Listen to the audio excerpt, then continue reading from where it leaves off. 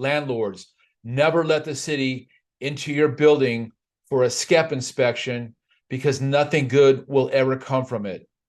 They're looking for little nitpicky things that they can cite you that you're going to have to repair and sometimes get permits for. And it's just a big money-making scam, in my opinion. So never let them into your building. Let me show you what I do to refuse these inspections when I receive a notice on my building. This information is updated as of May 2023. First, I never seek a pre-compliance judicial review.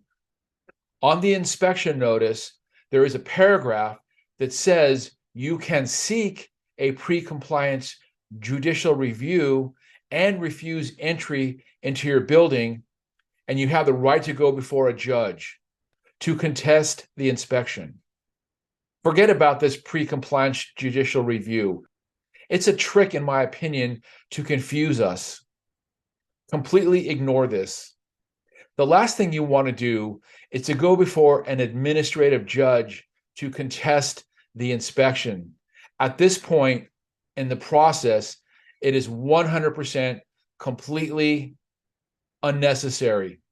Next, I call code enforcement at 310-524-1230 or the phone number that's posted on your inspection notice.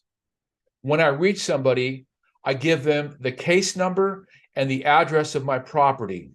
Next, I ask for the inspector's name, email address, and phone number. They used to put this information on the inspection notices, but for some reason, they don't do that anymore. They make you call in for that info. Next, I write a owner's SCEP refusal letter with all the pertinent information that I gathered about the inspector. Next, I write a tenant SCEP refusal letter. So for each tenant you have to write a letter because they're not going to do it themselves. So I would put, John Smith, unit number 123 Main Street, and have them sign that letter.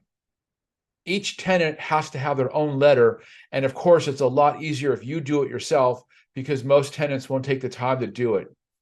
Once the tenant SCEP refusal letters are all done and complete, I go to each individual tenant and I have them sign it.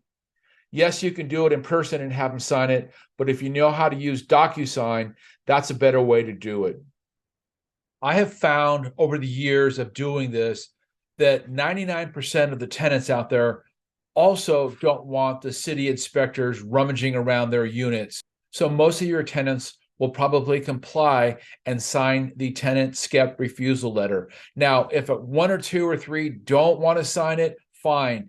Just get the ones that will cooperate you signed and send those to the inspector.